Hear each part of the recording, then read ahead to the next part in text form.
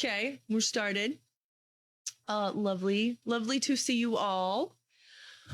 So, there's a few things that we're going to cover today, which were all by request, right? I'm going to cover how to bring over your Substance Designer material into Substance Painter for use on your assets, because I remember that being a question. It's actually pretty straightforward, but there's a few things I need to demystify for you. If you tried it on your own without any guidance, you might have gotten a little stuck, and that's okay. I'll walk you through how to get through all of that. That'll be quick. And then we're going to talk about foliage and approaches to foliage, and a little bit more on transparency, less about glass and more about cutaway types of transparency. And that will make a lot more sense when we start looking at how to make foliage. But before we get into the meat and potatoes of today, let's go ahead and talk about what the rest of the quarter will look like. And also, before we get too into the weeds of those things, I'm going to make sure that you have a chance in class today to go ahead and make sure, I'm going to turn on that, that you do the instructor evaluations, because they're available. I actually think I forgot to write the text for this, because of course I did. All right. Right here, share a screenshot PNG of your confirmation you completed the evaluation. Dorky me, I'm trying to click on the next browser window, but it's your screen, so I thought it was my screen. Oh, sorry. Sorry. So it's not working. Yeah. And just a quick recap on this. I'm sure you guys have heard it from me before, but for anybody who's usually asleep in my class, of course, no judgment, but I do not need to see what you say, just that you completed it. So when you've completed the evaluation of the class, just take a quick little screeny shotty that it was done. Submit it here in this assignment, and I will throw 5 points extra credit at you that will just go towards, your whole grade. Okay. It'll just go towards your whole grade. It does need to be an image file. So PNG, we'll say JPEG, PNG or JPEG. And I'm not going to put a due date on that.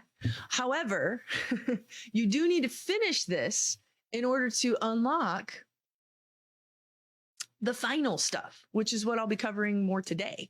So I want to give everybody a time in class to go ahead and do that evaluation. If you really don't want to do it, I suppose you can figure out a way to bypass this, but you'd be kind of hurting me some if you didn't. But I suppose that's your prerogative. So if you really refuse and just don't want to, for whatever reasons, I guess submit any JPEG or PNG, and you won't get extra credit, but you'll have access to everything. So I'm going to give everybody a few minutes in class now, probably about 10, and I'll check in on you in 10 minutes. So for the record, I do not see what you say. I never see who says what, just what is said. I get a lot of those. I get a lot out of those evaluations. They're part of the reason I've developed my class to be what it is, as opposed to what it used to be. And it's always evolving, and I'm always trying to make it better. I love hearing the feedback that you give, even the stuff that kind of stings a little bit. So please don't hold back if you feel that there's something that really needs to be addressed. And I don't even see what is said until a week after final grades are submitted. So grades are completely submitted before I even have access to any of that. So there's really no chance that I know what's going on, and nobody can get in trouble or anything like that. So, all right, so let's go ahead and take about 10 minutes. I'll play some of that, raccoon music that I love so much, unless somebody has a request, while we go ahead and do the evaluations. Okay. All right. Let's see. Okay. So if you didn't get it done right this second, you don't have to. You've got time to do it. Of course, don't wait. Get that extra credit. And the sooner you do, the sooner you can have access to this week's videos, as well as the submission for your final. and also some of the other resources that I've actually put up here for you, which I'm going to actually cover with you right now. Oh, thank you for that. Alex says rock and roll. Thanks. Okay, awesome. All right. Whew. So I love it. I love it. Very cool. Actually, really deeply appreciate these suggestions. First off, I would like to say we're in week 10. Holy geez, that flew by. We're already in week 10 out of 12 weeks. This week we have class today and of course on Wednesday. Next week I will be in the Zoom call, but we don't have class. That last week is essentially lab time. So you do not have to come, not for attendance. There won't be any kind of checkpoint or anything, and it won't be covering anything new, just answering questions. So this week is really focused on trying to make sure that we're covering some of the questions that you've been giving us. Or giving me. So I've had a lot of requests for a few things. Foliage, yes, foliage, and how to bring materials over from Substance Designer into Substance Painter. Yes, that sound about right. Okay, let's go ahead and talk about that latter one. Mainly because this one will be the fastest one that we do, or at least according to with what we've got to show. It's not that long, but this does take just a little bit of know-how. So I want to make sure we cover all of that. All right. So firstly, pull up the material that you would like to bring over to Substance Painter. And this is the one that you've made in Substance Designer. I think my favorite one here is going to be my wood material. So nice. I'm picking it because I'm sure that we remember doing it. This was definitely one that we made. This was not something that was downloaded. However, if you find one that's downloaded, you could still do this, and it will still work. So you really like this material, you get your hands on the SBS file, or you made your own SBS file. Whoa, Renee, you're saying things again that I feel like I should know, and I feel bad because I don't know it. Well, this is really to do with the file types that you can operate in Substance Designer. I very briefly talked about this. So if you don't remember, please don't be hard on yourself. The SBS file, .sbs, that is the project file that you edit. That's the thing that you're making your Substance Designer stuff in. Well, there's an SBSR file, or an SBSAR file. I can't remember exactly. That is a published file that is essentially the base material. That's the one that you need for publishing it or moving it over to other editors. Right. So to get that, you can actually publish it from the SBS, or sometimes you can actually download those file types and bring those into Substance Painter and get your paint on. But to publish yours, go over to your right where it says Explorer, and you're going to want to pick the package folder. These are all done through the packages, not just the graphs. Now, the graphs will be named the materials wherever you wind up editing them. So I'll do this twice just to show you how there could be more than one. The first one I'll do is the substance, the SBS wood that we made. I did not do a great job naming my stuff very well, but that's okay. I think you'll still see it just fine. If you right click the package, go to the error up that says publish SBSAR file. This is the one you want. Once you've done that, put it somewhere that you won't lose it. In my external hard drive that I've named Celestial Weapon, I've made a substance folder, and that's where I'm going to put all of my SBSAR files. This is wood. I've done this before just to test it. It was great. So I want to do it here. Let's replace that.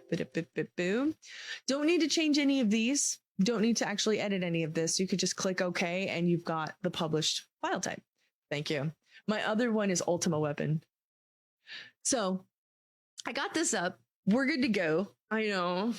Totally dark. Let's go ahead and pull up Painter and see what our wood looks like on a refrigerator, maybe. I don't know. I know, right? I have been a huge Final Fantasy fan for a very long time. I stopped loving Final Fantasy right around 13 came into my life. But I digress. We don't need to go down that rabbit hole. Get me started. So, all right. Now that I've got my Substance Painter, project, or not project open, but the software open. Let's go ahead and open a project. Something that we've done. I think we made the smug. We made the blue, a blue refrigerator. Yeah, I remember this guy. Yeah. Oh, I went back and made it grungy. But anywho, remember this? Remember our guy here? Well, if I were to bring it in here, it's actually pretty easy. Okay, it's really, really easy. So go to the location that has your file, your SBSAR file, and drag it on into your libraries. We're going to get a dialog box. Looks like this. Everything is A-okay, but I can't import it. What do I do? I don't know what any of this is. This is the part that some of you might have gotten a little like, uh-oh, I don't really know what I'm doing. Maybe not. If you got this far at all. Well, first thing we need to do is we need to tell it what kind of material or what kind of asset we're bringing in. Because you can actually bring in several different types. An alpha, which is what you know is like the grayscale texture type that might be important to you. You can use alphas in all manner of ways in Painter, but if you wanted to bring one in, you would click this. We are bringing in a base material, just a material that we've created that has all the stuff done perfect. So click base material. And then you're going to want to tell it import, like how you want to import these resources. Now, this is a project that I've already saved and named. So you can put it into the project that is only really usable for this asset that you're building. That would be the project file or the project type of resource. Your library will stay in there forever. That's one that you might want to keep it forever. You love this wood material you made, put it there always. Current session is neither. What it will do is it'll bring it in for what we're going to do right now. And once you close Painter and bring it back up again, it goes away. So, don't use current session unless you only want to test it or you only really want it for this one asset. You really don't want to save it. But if you want to keep it for the project as a whole, do the project. And if you want to keep it forever, put it in your library. I'm going to do current session because I'm not going to really use my wood. I don't think, not actually, but I want you to see how this works. So I'll go ahead and click import, and there it goes. It gave me all three of my grids. I've got the plank pattern I made, and the wood pattern I made, and the wood planks that I made that used both of them mashed up together. Granted, that was kind of a basic tutorial, but they are in fact in here now. So some of you might be like, oh, what happens if you just drag it on over? What? Well, for starters, it's fine. Part of the reason it's a little bit of a problem is because, well, it's taking into account all of the work that I put in from before. So I'm going to just remove all that. And then now we can actually see like just the wood. I usually don't love the height channel in here and how it's worked, but you might feel differently. So I typically turn off the height and then just kind of play around with what is currently here. Okay. That is a nice wood. It's a wood refrigerator. I also like to recommend that maybe if you don't like how the projection is on your asset here with something that's really noisy like this, to consider changing the UV projection type into triplanar. So if I put triplanar, now it kind of tends to tile it in I think a little bit more, I don't know, flattering way. It just looks a little nicer. I don't know. So anyway, I wanted to show that to you, and that's how you can bring in your material types or materials that you've made in Designer into Substance Painter.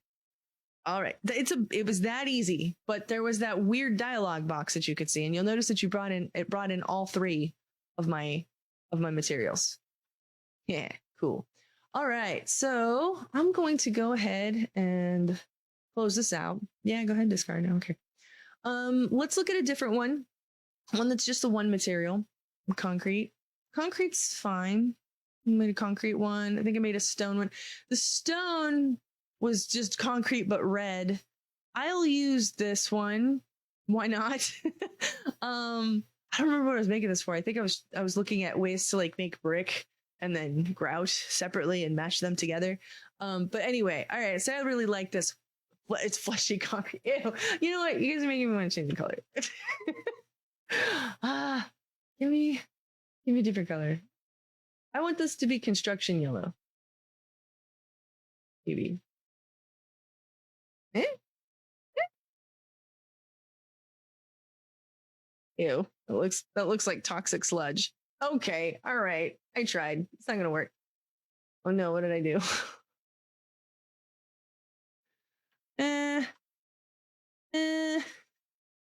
Oh no, everything's ruined. We'll go back. Red is fine. Red is fine. All right. So again, we want to start with the project, the whole project file, not just the grid or the graph. And if you tried to do it from the graph, it won't let you. So if you're like, I can't find, like, how come I tried exporting that? No. Go over here. Go to publish SBSAR, Redstone. Click OK. Yes, please. Please and thank you. Let's pull up Painter again. I'm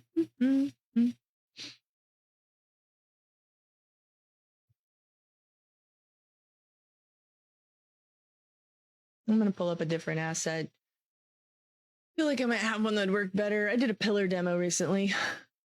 Do that.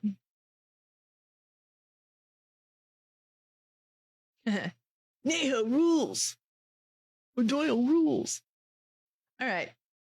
So I would like to bring in my concrete into this one. So let's go ahead and do what we know what to do. Know what's best. I'm going to click and drag this puppy on in here to my assets. We will define it as a base material and bring it in for the current session, since I'm not going to keep it. I might have wanted to keep it, but there it is. So I'm going to bring and drag this puppy over here. And that looks terrible. Again, I found that a lot of these times, if you just remove the height map, it actually makes the whole thing look a little bit more accurate to what you were going for there. And also, I'm going to just remove what I'd had underneath this guy so that we could look. Oh, whoops. I didn't mean to do all of them. Just what was underneath. And now I've got at least what is just the raw material that I had made in here before. So this is like great. And you can actually start adjusting the scale. Maybe you don't want it to be quite so loud, quite so in your face. We like scale it down. And yeah, and that's how you can bring in your homemade materials from Designer into Substance Painter. All right. So far, no questions. Everybody okay?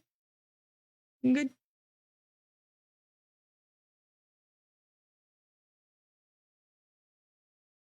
Awesome. Okay. Well, I think what was most important is that we got that recorded for you guys for later, right? So that if and when you do that, you know how to do it. All right. So let's get out of here. Don't need to see anymore. No more Designer. No more Painter for now. And now let's talk about foliage.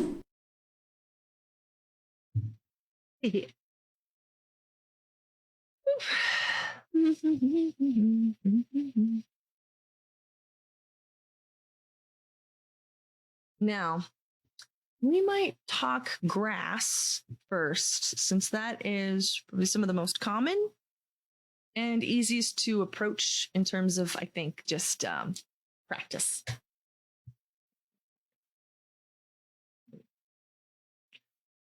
All right. Not that one. Let's look at scale demo. Yeah. That is pretty cool, though. Oh, thanks. I was showing students how to bring in their pillar stuff from 216. Unrelated, but anyone else annoyed how Steam VR opens with Unreal? How does anyone? Oh, yeah. They're linked some weird way. Yeah, you can turn it off, I think, in Unreal's settings, but I left it on because I told myself a long time ago that I would develop in VR, and then I just haven't yet. Is that Bob's arm? What's that? Is that Bob's arm? No. Oh, yeah, it is. It is Bob's, it is Bob's arm. Hey, babe. It's Bill. But like, yes, it is. Okay. So we got our little scene here we're building. Super pretty stuff.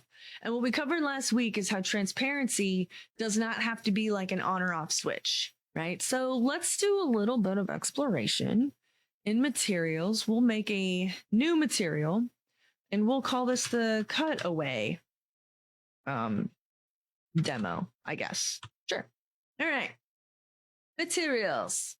Now we know how a lot of this stuff works, but we know like we have to do something to turn on opacity. Does anybody remember how to do that?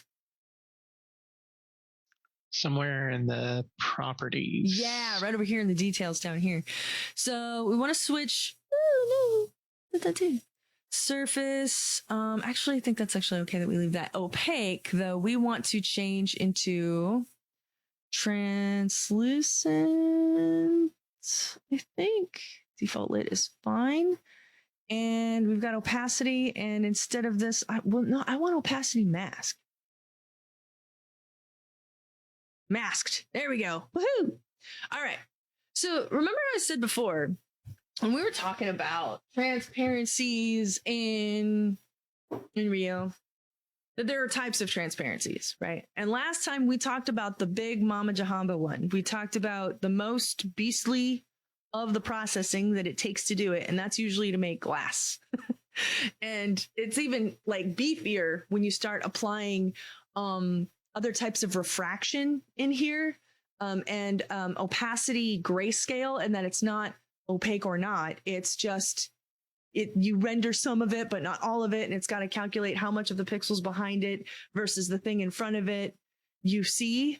And then also, do you bend the light if it's thick glass? Like that is a lot of processing for one asset to do, which is why you really do not want to put a lot of transparency glass in front of transparency glass in front of that. That's where things just like go bad, right? Just renderer can't handle it. At least yet.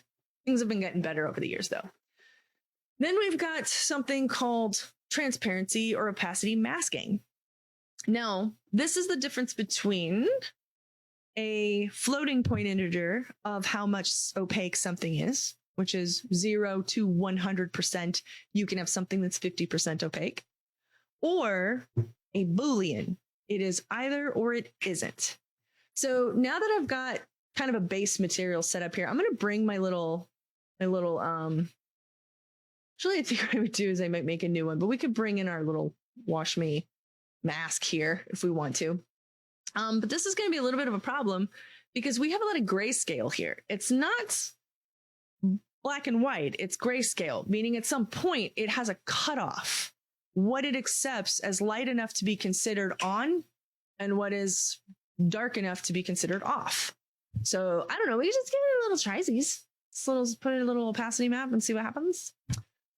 And I'm going to put it on the box so that we could see a little bit more clearly what's happening.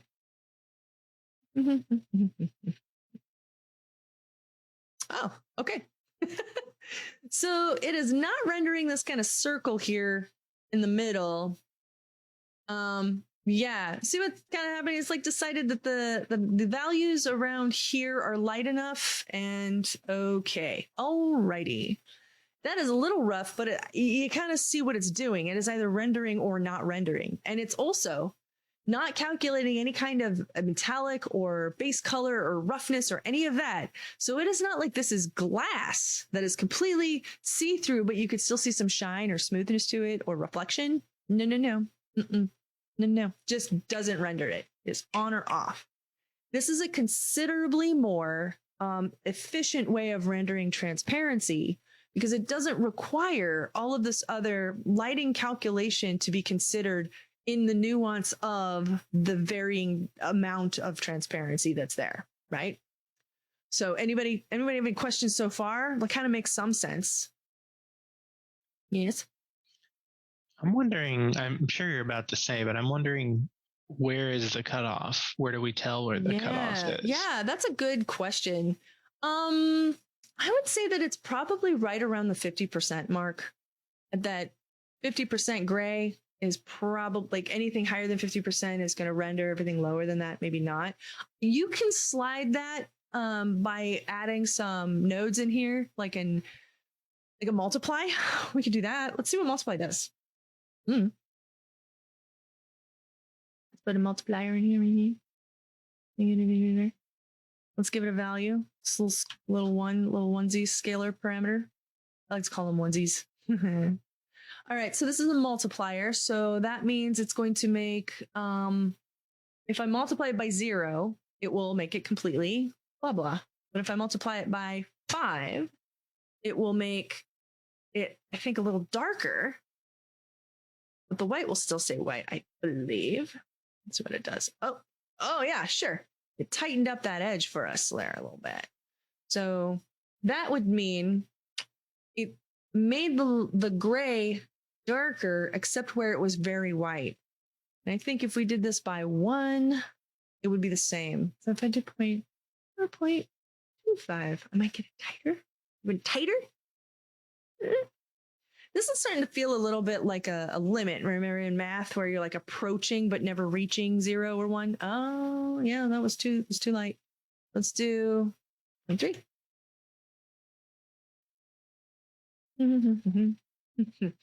Now that's a way to like throw some numbers at it and like really, handle it in what call it, Unreal.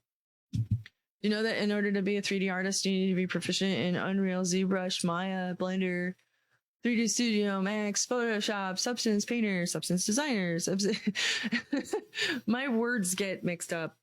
So we can actually, I think, adjust some of this here. We can also, if we wanted to, if we really wanted to, we can just switch this back over here to going directly into here. Stevie. Let's remove you and you. Move it. We'll save that. Pop that over here. Come over here to our little dude here. And I think that we could actually make some adjustments here. Brightness curve. What happens if I play around with you? Me? Yeah. All right. Did you just double click the texture itself? I did. Okay. So if you just double click the texture, you can adjust the settings of some of this just in here. Now, what I like about it is that it has a little bit of a functional purpose for us in Unreal, but it's not going to be nearly as robust as Photoshop and what we can do. But if you just needed to make a couple of tweaks, you could do that here. So, all right, first off, I'm not going to save that. In fact, I'm going to reset that back to normal. I liked what I was doing because it was designed for something very specific, but it's not really working how we want to here. All right, we know white renders, black doesn't. Yes. Yeah, I mean, that's what it does. White renders, black does not. So let's make a little leafy transparency in here. And when I say in here, I mean Photoshop. So that would be, I believe, this one. Yay. Okay. I will start off by making just a simple, sure, 512 by 512 is sufficient. That's fine. What I like to do is create a black mask. Mask is like black is don't render anything until I tell you to render it. Like there we go. And I don't want that. I want the paint bucket. Paint bucket. Yeah.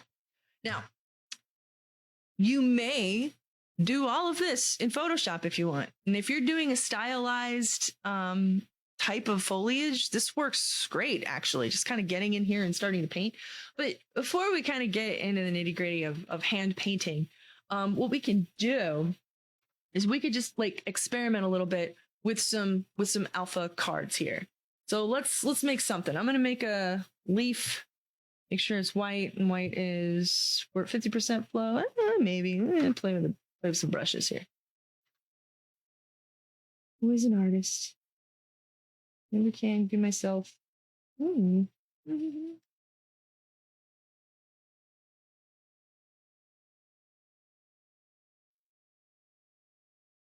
No, it's too blurry. All right, well, all right.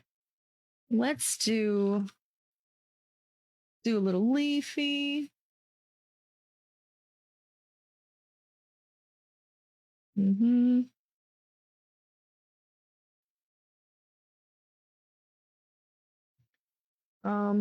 Let's do a little flower. This is extremely crude. Forgive me. I really just kind of wanted you to see how it works in the thing. Maybe you've got some like veiny vines with little.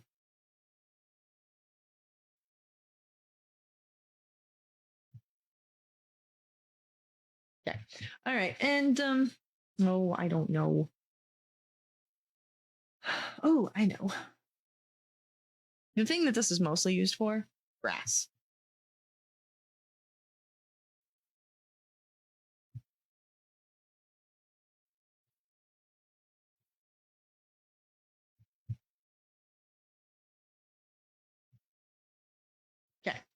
All right. Let's call this an alpha card. Not a very good one, but it'll work for what we want. Quick export is PNG, and I will put that in my. Well, let's make a new folder.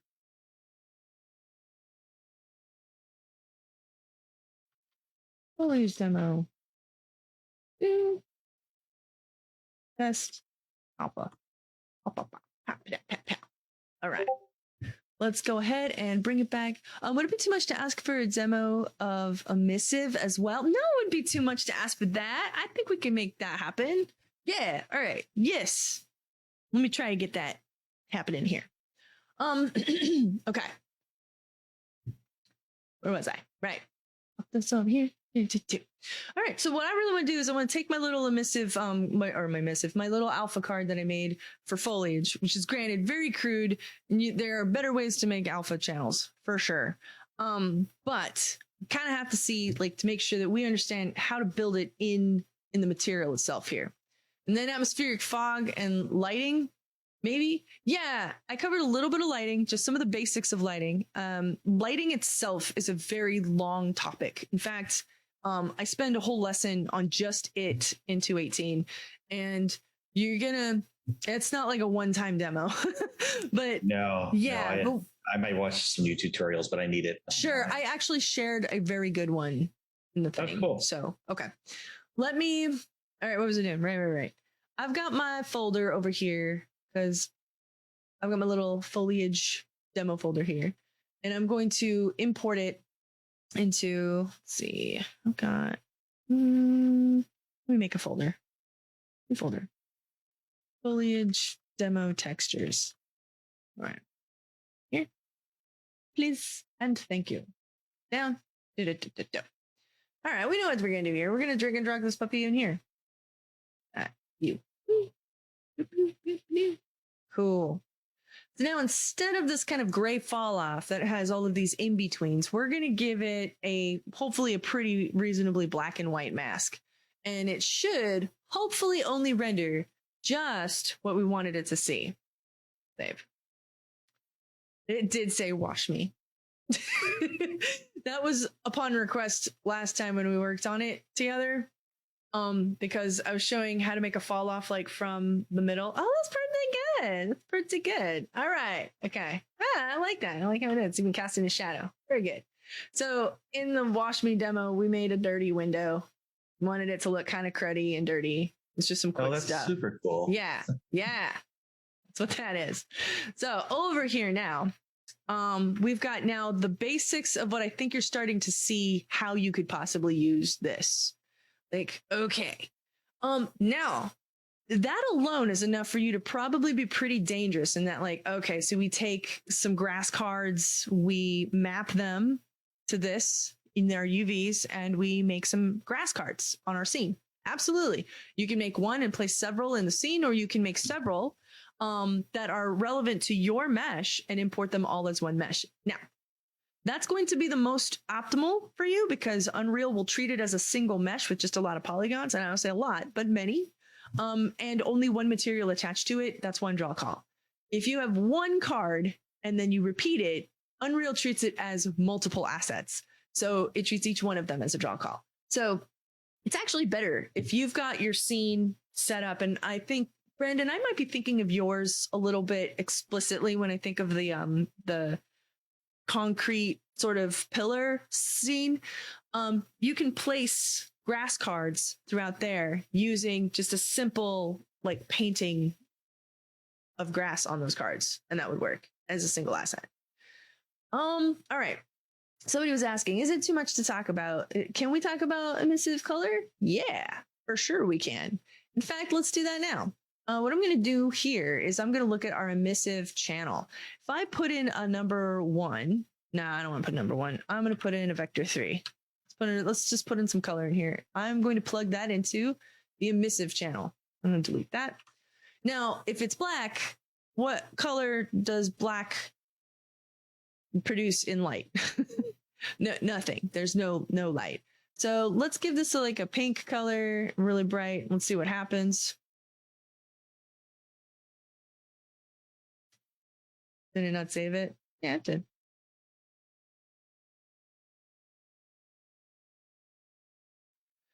Everything takes forever doing these materials.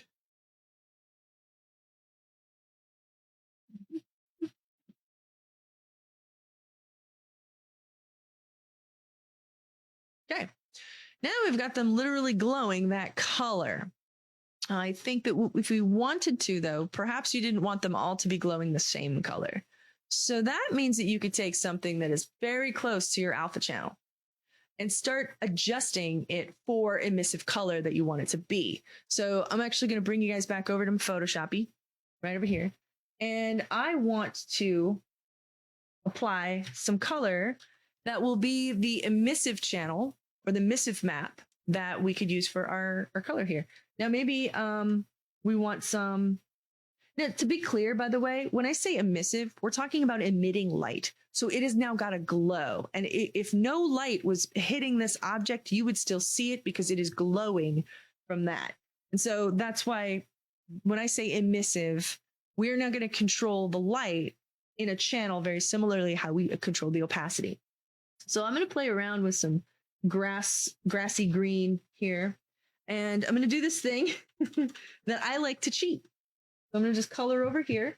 And instead of, using this color burn is pretty good. Burn's interesting because it actually makes it really glow in the middle.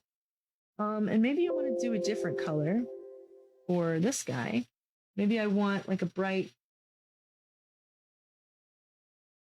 pink bud here. I think I want to do the whole thing. I think I actually want to do that. Let's do. Interesting.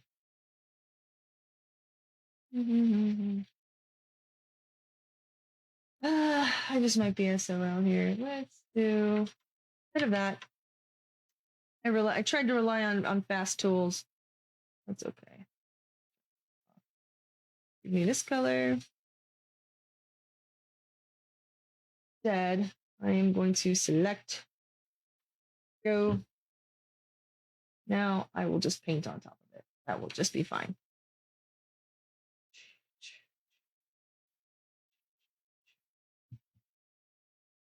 Something else that I like to do too is be able to actually control how bright I want the glow to be. So yeah, if I were to do this in white, and let's do this in like a blue. Come on. You in blue. And let's do you in, let's do bright orange. I don't know. Just playing with it. Okay. Maybe this I wanted to glow really bright from the center, but not from the rest of it. I would then kind of bring in some black around the side, maybe play around with the gradient tools. Okay. And I love the smudge tool. The smudge is my friend. Smudge is a very important tool to me. I usually stick with soft smudge, add a subtle scatter to it to kind of get the effect I want. Over here, just a little bit. And the strength of my smudge, I will take it down to about 40%.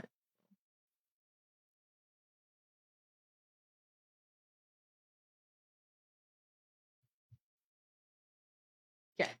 All right, let's just play with this as an emissive map and see what happens. All right.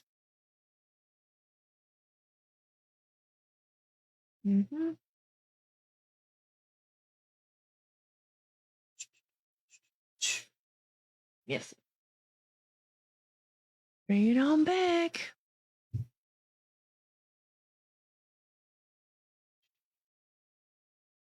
Please. Oh no, I made it as PSD. My bad. Let me resave it. Export as quick PNG. Emissive PNG. There we go. That puppy in here. Now. Let's bring this in here. Instead of just a flat color, now let's tell it what color to glow. We're still seeing Photoshop, by the way. Thank you. Thank you. I'm moving it over right now. Here we go. it's still thinking. Like I plugged it in. Oh, there we go. Yeah. Now keep in mind that the color on this has not been actually added. This is all the color that is glowing. It is glowing. Let's see. I wonder if I can adjust the, I can, if I put it on an object in here, we can actually control the light a little bit better. Let's apply our cutaway material. This guy here. Oh, it didn't save it.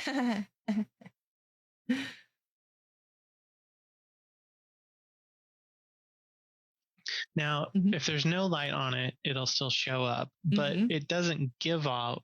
It doesn't give off its own light. That's something. That is not something. That is something very different. In Unreal 5, they're doing that. They're making it possible for emissive materials to just in real time cast shadows. Cool. We can do some setup in the back end that will like create some glow. And what we usually do, and what we usually do here. See here, point light. Boop, boop.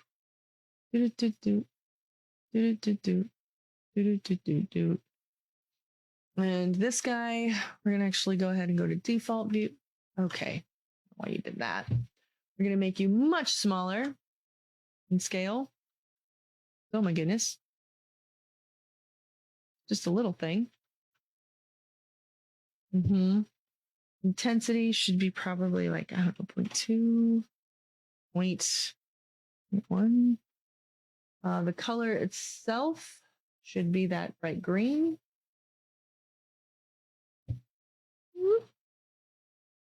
And then the radius, let's do 1. No, okay.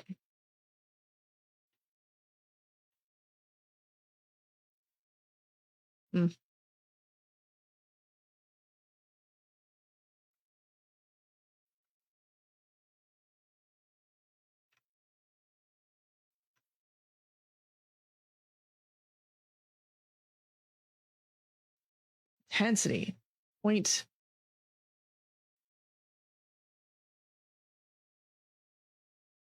Oh gosh. Mistakes were made.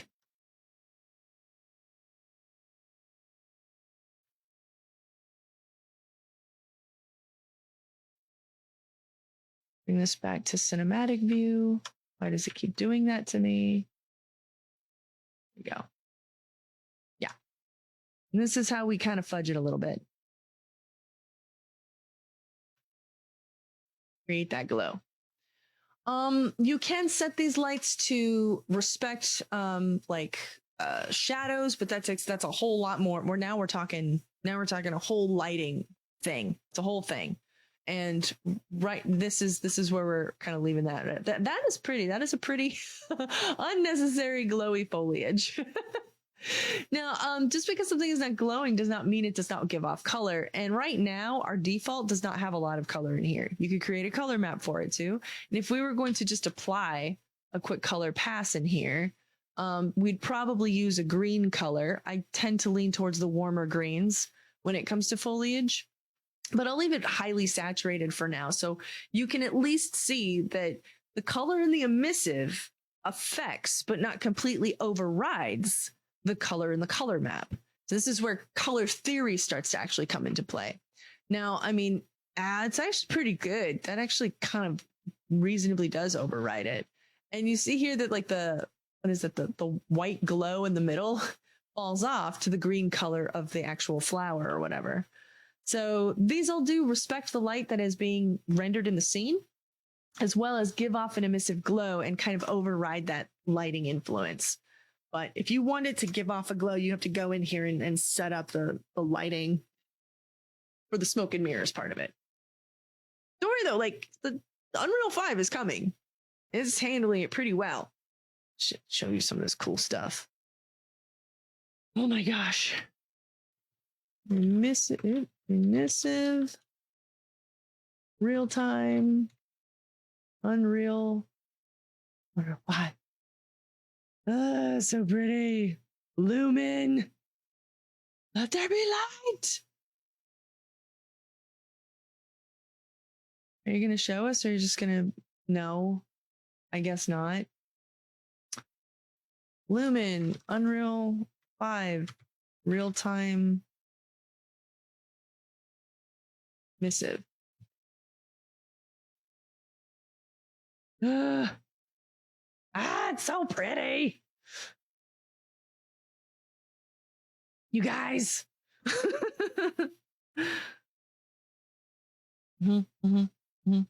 And this is a thing that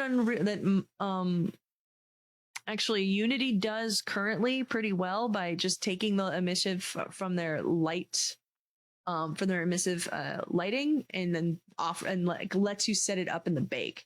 Now there might still be something that you can do with that in Unreal, but that is going to now require you to pay a lot more attention to your like bit depth and your resolution and all of your bake settings. So now that becomes like a whole new process there. Okay, so I've been talking at you for a while. No, I haven't covered like how now we're gonna actually make some foliage when we get back, but that is kind of the basic what you need to understand what we're working with as to help inform how you would make foliage moving forward, right? Then you're probably already thinking how you would make a flower, how you would make grass, and also maybe a little how you'd make a tree. So we'll take a little break. We'll take about 15 minutes, and at 2:00, we'll come back and we'll start actually 3D modeling and then talk about more of that process. Okay. Okay. So now that we're back, I think we should talk about actual approaches to some foliage. Now, grass is going to be some of the easiest one, and I'm going to go ahead and I think just like open up something that I was getting started on. I got Bill. Don't worry about that. Here. I feel like, oh dear. Okay, sure. I got a Bill mesh. Stage and a whole bunch of stuff here. Don't need that either. Let's just look at some low poly Bill. Oh, there we go. Too high poly. Sure. All right, so I got a low poly Bill here. He's been decimated, and I've got these guys over here. I think I divided by. That's how I did it. And I'm not going to worry too much about these rocks, these stones, because actually most of the work that was going to be going into was in ZBrush. And actually maybe I can export out a ZBrush from there and we'll use those assets instead. Okay. Okay. So I think I need to close out some stuff. I definitely don't need Unreal open right now. I'm going to close you out. Yes, please. Save everything. Everything. If I'm going to have all this stuff running. Boop, boop. Oh, close that. We've got ZBrush currently open because I am going to export a working copy of that Bill scene. Okay, so let's look at that. Thank you, please. All right, we got some decent, I think, looking rocks in here, and I really like kind of how the ground started to come together. And so this is why I would like to actually bring out some of that detail without like trying to make it work in Maya. So let's go ahead and go down to geometry. This guy. Oh, I gotta make sure I'm on the subtool. I want the ground and maybe those two stones. I'm feeling pretty good about that. All right. Geometry, bring that down to like 3. Yeah, that's fine. Fine. Like that. Okay. Export. FBX, and I'm going to put you in Bill. All right. Ground FBX, go. And now the rocks. Sure. Export. Rock FBX.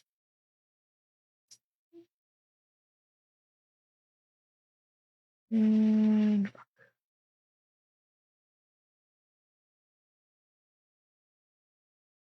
nope.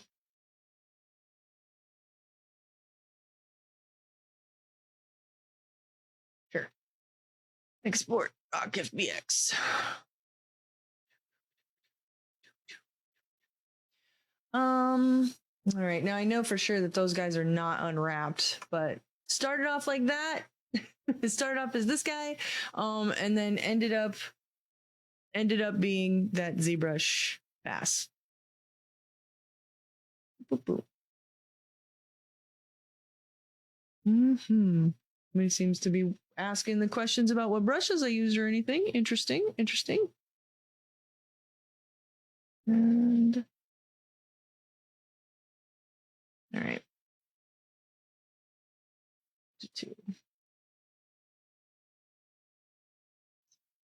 You want us to ask? No. I'm a little surprised knowing what some of you guys are going to be making that you were curious about what brushes I got this into, but no, I assume that was trim dynamic. Actually, some of it was, and I used the orb pack. Have you seen that? Okay. I have not. All right. Dun, dun, dun. Orb cracks brush pack. This guy here. This is free. It's pay what you want, but you can't. I think it's actually maybe like $4 or something, but it's one of the better brushes I've ever come across. Brush sets. And if you would like, I have them and can share them with you. Is okay. I take that's a yes, please. Then no, I'll has. Okay, 217. Yes, please. Yes, please. Okay. I will put them under resources below there. Just do I think file, choose files. Actually, what I might need to do is zip them up. ZBrush stuff. Nope, just kidding. Those are my things I'm making. Art tools. ZBrush brushes. Orb pack. I already got it here. Cool.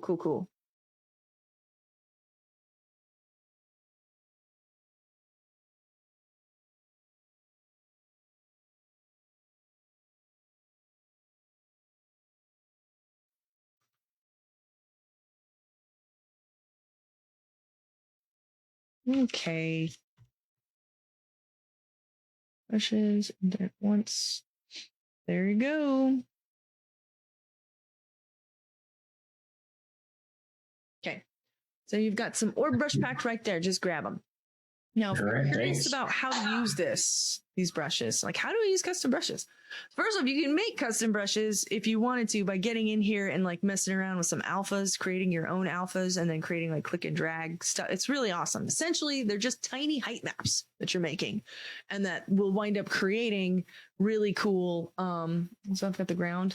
Yeah, they're just tiny height maps. And then you can create your own brushes with. That's gross. I'm not doing that. But if you like, the fastest way that I've found to actually use the brushes, I've tried importing them and they don't ever seem to import all of them that I'd like. Like I have to import one and they only save per use. Is that I will go to where I have them, brush pack, and then I will just like have this off to my side. And then like based off of what I want, I will just double click. And now I've got brushes from that pack that just loaded and worked. So if I wanted to, let's look at, I think what I used here was, the Orb Rubble is fun. Orb Rubble is where I got this. Just double click that. Just pretty good stuff. Yoink. Keep it. Neat. Guys, use. What's mine is yours. I want you to be successful. All right. So now we got to figure out like what I would like. I thought I was going to use this, but I think I'm going to use what I just exported into Unreal. And I don't think they're unwrapped, but whatever. It's just a fine place to start so that I can start putting some grass and foliage on it. All right. Yeah. So how to make grass. Grass is going to use essentially their own grass cards. You can make a smart sheet of multiple types of grass that you use on the cards if you'd like, or you can make one grass card. I think I might make a smart sheet with it. Yeah, so like what does that even look like? How do we start with that? How? Should I use photographs? Should I high poly model? You don't have to high poly model blades of grass. Like, at that point, I kind of think that's almost silly because no people, I mean, unless you're creating a world where you are an ant and a grass is a platform, you know? But I don't really see that being the case most of the time. So let's go ahead and just go with just some grass cards, right? Come on over here. I want to import my oh shoot, I just actually didn't realize where I exported my stuff. Oh, Renee. Okay.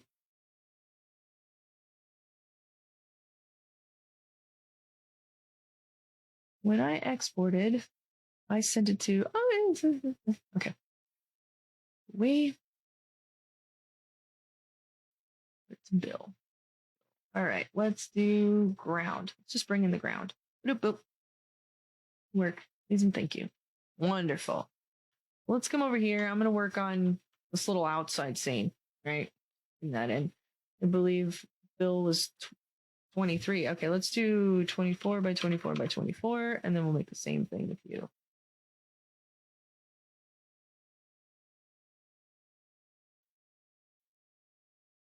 Yeah.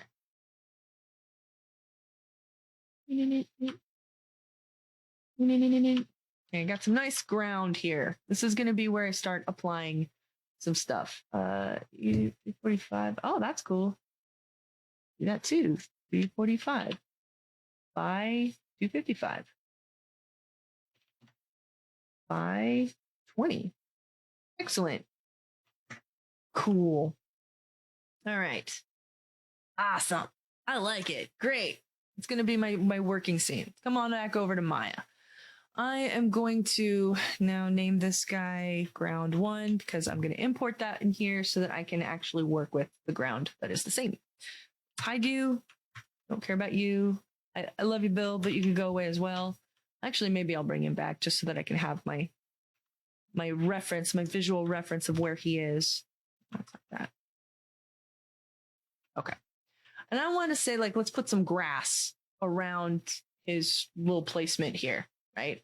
So how do we do that? Well, we're really going to be heavily depending on the grass cards themselves. So a school for ants? Oh, that'd be cute. That'd be really cute. We need to make a grass card set. So we're gonna make exactly what we were making before for Unreal, but we're gonna do it for just grass, and we're not gonna worry about, I think, too much about like a high poly projection. Just worried about cards. Just making this all fit for a scene. So to start off here, I want this to be black because we're gonna create the cards visually with let's see, just some brush strokes, I think. Now you can actually use, if you want to, believe Photoshop has some grass. Doesn't Photoshop have grass brushes? Yes, they do. Oh my gosh, guys, let's do it.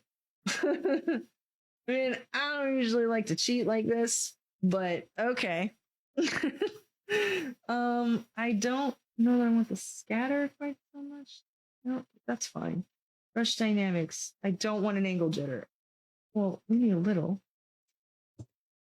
Hmm.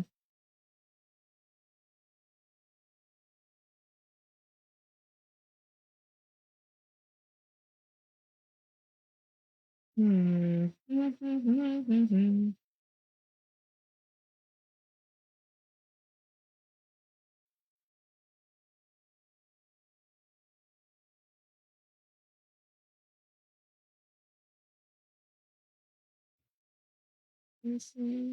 Sure.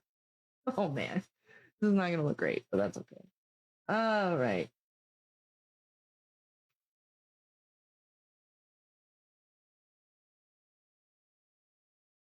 Ew, I don't like that. I guess I do want it to rotate a little.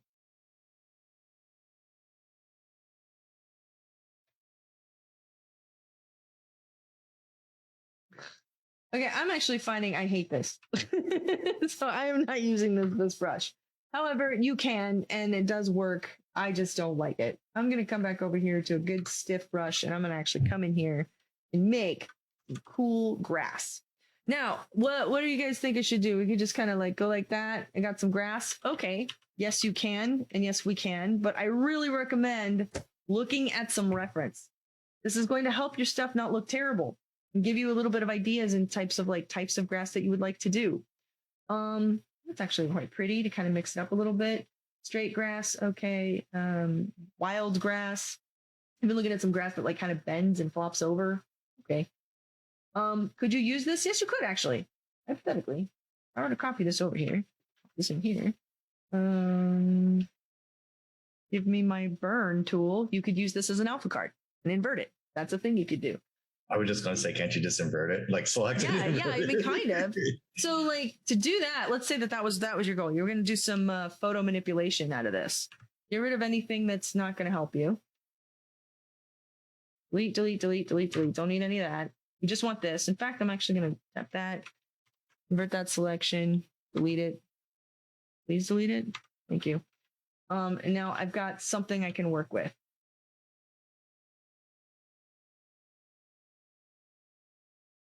Yep, that's fine.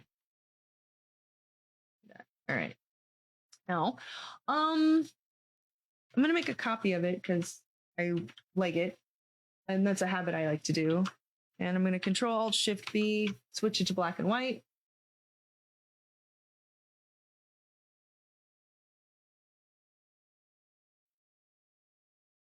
Alt-Shift-B.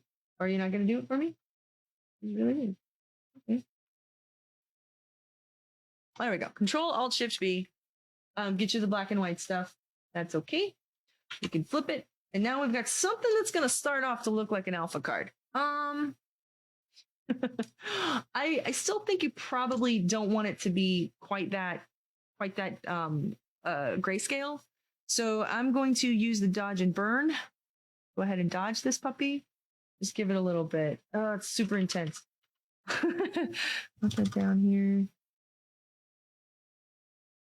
Okay. Like 50%. A little bit of. Okay. All right, that's fine. That's a start. The problem is with this though, is that you're gonna have globs of grass. Maybe that's a stylistic choice that you like, but you're definitely on to a point here, and that's something that you can do. For technique, for what it's worth, that's something you can do. I do like this as a little bit of a reference though, so I'm going to go ahead and just get to painting, and like we can play around with different types of grass. Okay? So this is wonderful because you get to get like some of your style here. Your style can inform this. And grass. I don't like this brush. How come you're so soft? What? Harder brush.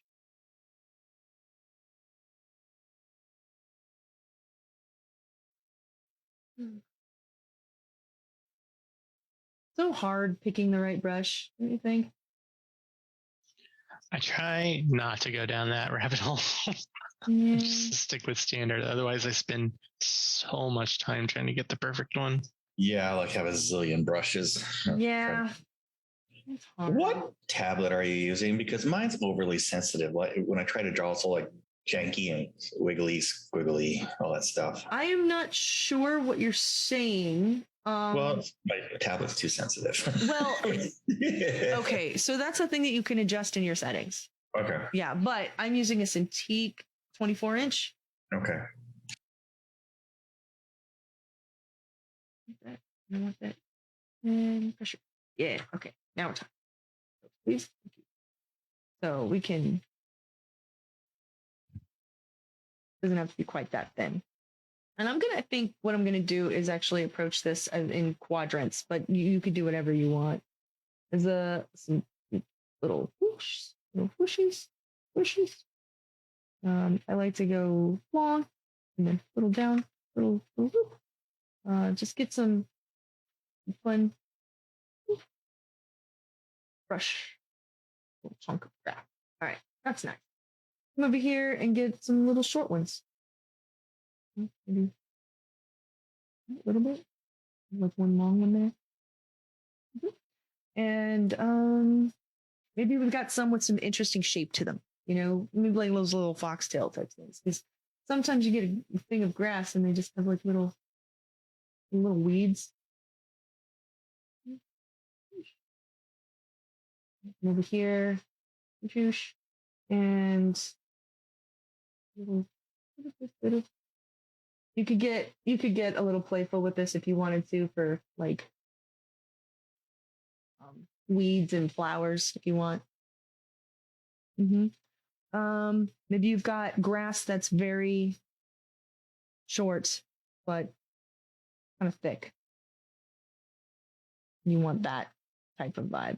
If you do something like that, though, I'm going to recommend that you have a little bit of a fall off and not just a hard cut, but you know, you do you. And what else? What else kind of? Why not get a little flower in here? A little dandelions.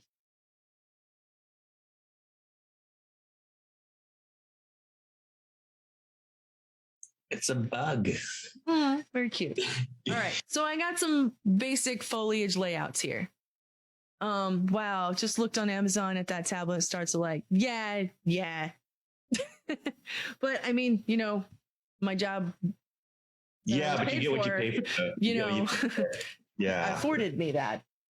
That's super nice. Yeah, you know, the Huron ones are pretty nice too, and they also have some draw on the screen functionality to it. Yeah, that's what I got for Christmas. Good. Yeah. Oh, nice. Cool. Okay, so we've got to start. This is a wonderful start. Now, I've actually found that I don't necessarily need to keep the Actually, I'm gonna marry these. No, I'll just make them.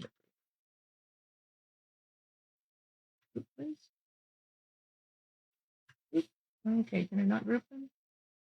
I guess the hotkey didn't work for that anymore. Well, I don't really need to for the colors to be the grass detail unless you want. But playing around with some of these colors, I've often found that the more muted greens that are a little bit more warmer feel a little bit more realistic. You know, like very bright, cool greens that fall into, I would say, let's look at this category here. Over here, feel fantastical. They feel cartoonish, and that's fine. In fact, maybe for I don't know, Bill's scene here that I'm doing, that might actually even make sense. Cipher, overgrown, sure. Let's look at images.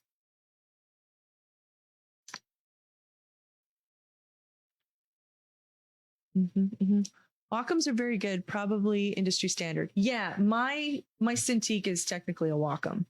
So, but it's a Cintiq. And no, you don't have to buy a Cintiq, guys. That's not a thing you have to do to be a great artist, you know? So I'm looking at like some foliage here. And if I were to really be informed by this style, I would probably make some foliage that looks like these like cartoony rounded shapes. And you totally can do that if you want to. That's what's fun about like kind of working off of stylistic references.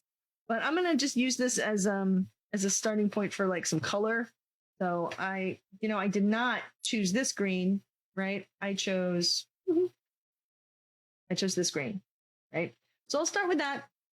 And I'm going to actually just do a whole blanket overlay of that.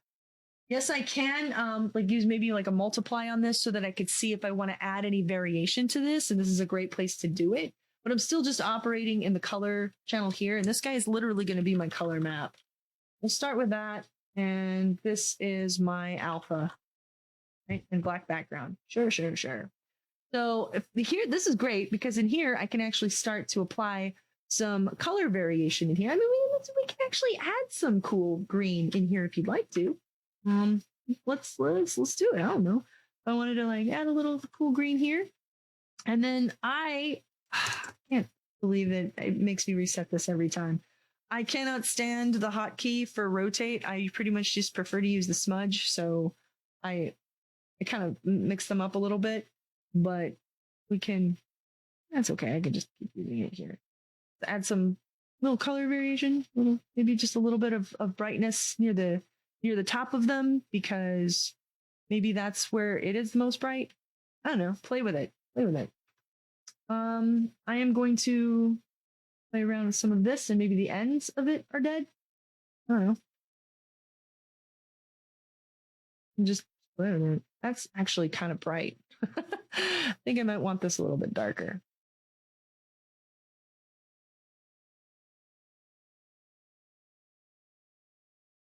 Some shadow in there. Oh, it looks nice. A little bit of that. Now, keep it simple for yourself. Do yourself a favor and try not to overthink it. You don't really need to have a lot of detail on here for this to really sell, especially when it's not even the focal point of your scene. Now, unless you were trying to really show I am all about the foliage, this would not be your approach, right? Oh, do you have a question? No. When you said keep it simple, I said, what's that? Yeah, I know, right? No, but these look really cool. I mean, it's really easy, right? Like just a quick. Super easy. Yeah, it's super easy. Keep it simple. Keep it simple, silly. I'm trying to not call people stupid. I do. I'm going to play around with some pinks because it's spring. Actually, I'm going to make them light. Okay. Oh, that's very cute. All right, we've got some place to start, right? This is good enough for me. So I'm going to turn this off. I'm going to go to Control Shift, or I'm sorry, going to export this as my color channel, my color map. Let's go to Export. Export as quick PNG. Foliage color. Sure, I'll leave it in the demo. That's fine. And then I'm going to turn this on and off, and this is my alpha channel. Export. Quick PNG.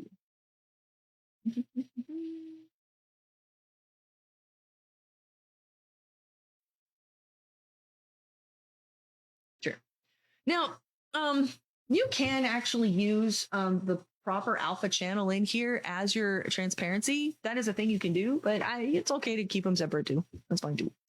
So this is where we start to get a little bit more into the weeds with this. Like I've got that set up. So let's start making some friggin' grass, right? Let's do it. Super easy. All right. So let's start off with our handy, trusty cube. Cube never does us wrong. Let's create a material for this. Material attributes. Nope, we're going to create one. We're going to assign a new material to it. And I am going to use, I think Blinn does allow me for a transparency. Yes, it does. So let's go ahead and pull in File. I want the color map, which I've got saved on my desktop under Foliage Demo, Foliage Color PNG. Wonderful.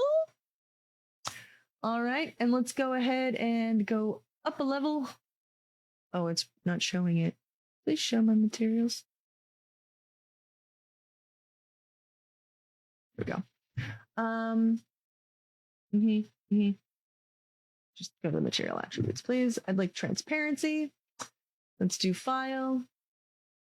And alpha channel. Yes, please. Okay, I am upside down. Now, y'all, don't worry too much about like how good that looks, because I don't need it to look good in Maya. In fact, I just need to see where it falls on my cube. So I'm going to actually rotate this way. Hold down J. And now I got to actually play around with, I have to play around with what we would call the UVs. Yeah. You know, the things that you guys avoid like the plague. Let's go to panel, UV editor. Just this guy here. This is all I care about. I'm going to go ahead and set the texture to the foliage alpha, please, and show it or not. It'd be really great if you did. Mine does that too. It like won't show it until I have to like restart or something. Sometimes that happens. If it happens, it happens. No, texture's found. Come on. No. Okay, fine. You know what? It's fine. I can actually set this up to be pretty okay. Now, I think what I'm going to do is I'm going to stick with this guy and I'm going to delete all the rest. These guys, all of them, just delete. And I want this guy. We'll go to, you hold down X, it will snap. That's my favorite trick. And now we have a one-to-one direct one-to-one match. Perfect. Now we can really start our editing. Isn't that nice? Yeah. So like how does do edit at this point? Well, this is pretty easy. You could take some cuts in here and just, there's one. That's actually a terrible cut. Call that a day.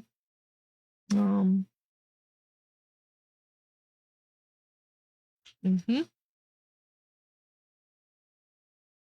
Mm-hmm. Look at how much like actual like UV space we still have. So like I stopped with 5 sketches, but y'all could keep going if you wanted to. Oop. Let's remove that.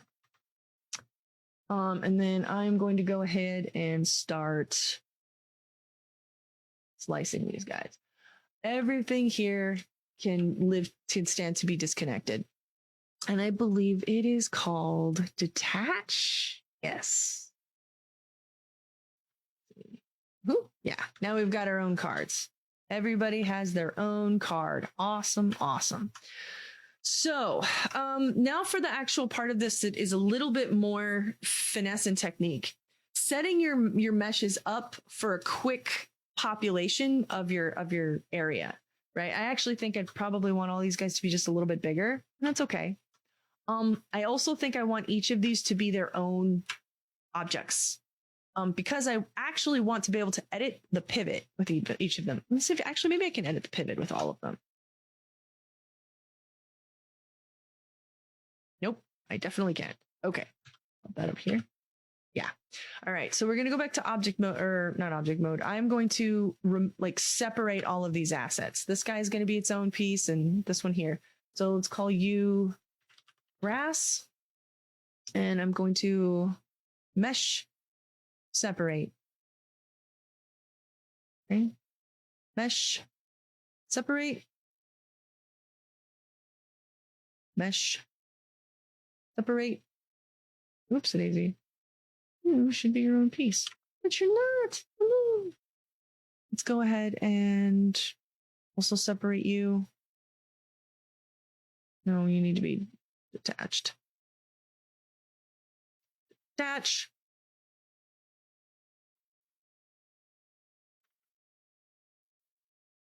Okay. Okay. If you're gonna be like this, I will just get a little rough with you. That's fine. That's okay. I can.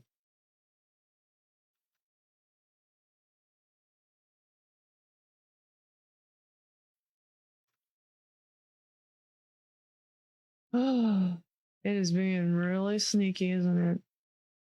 Oh, I see what I did.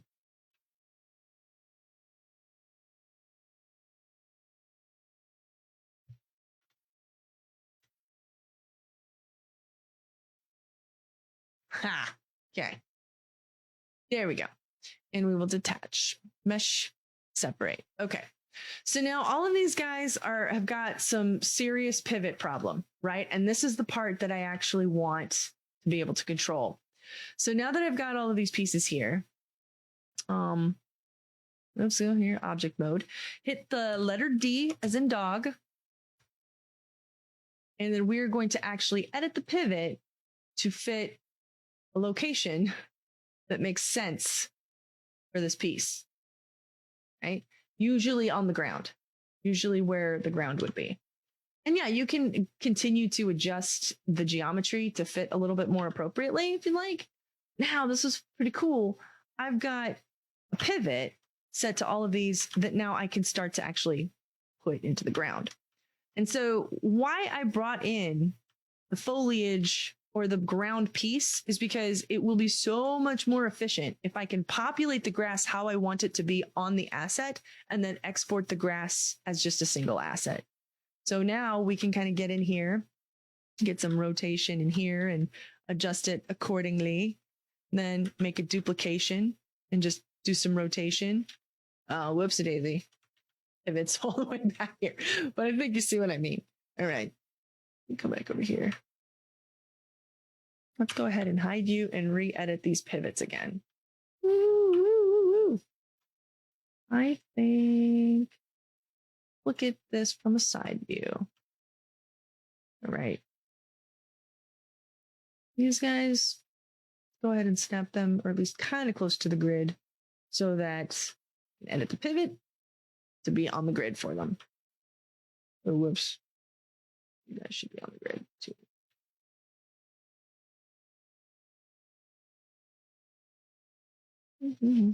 Okay.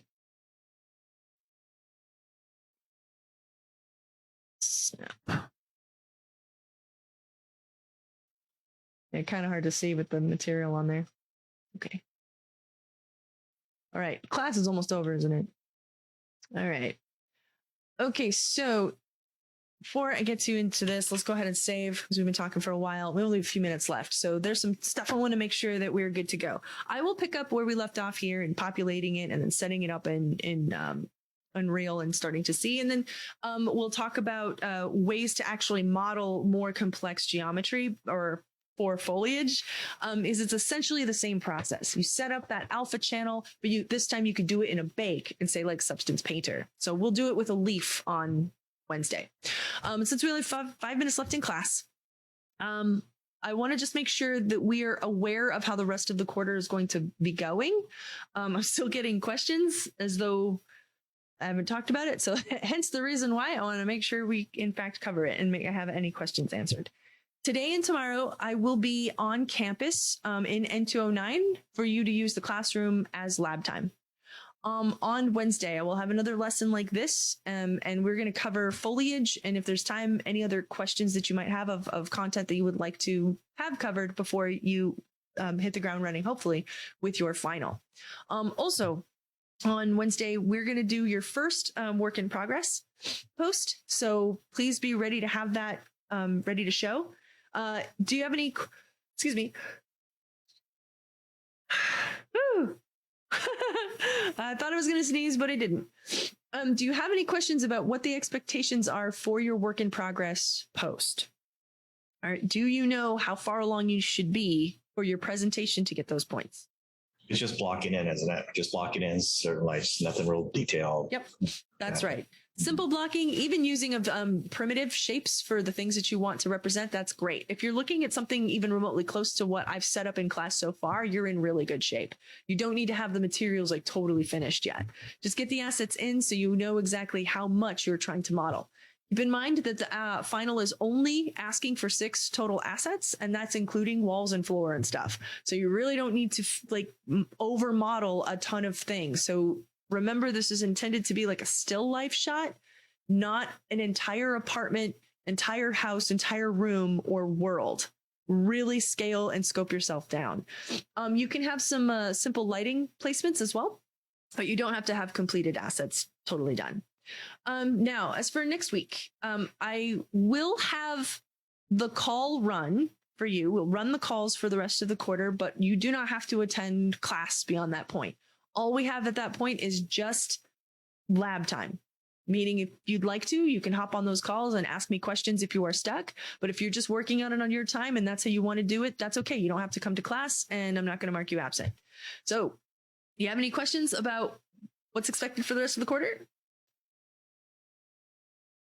Doesn't sound like it. Wonderful. I had something about Unreal. Oh, okay. Well, I'll go ahead and let everybody go. And then Tim, you can go ahead and ask your question.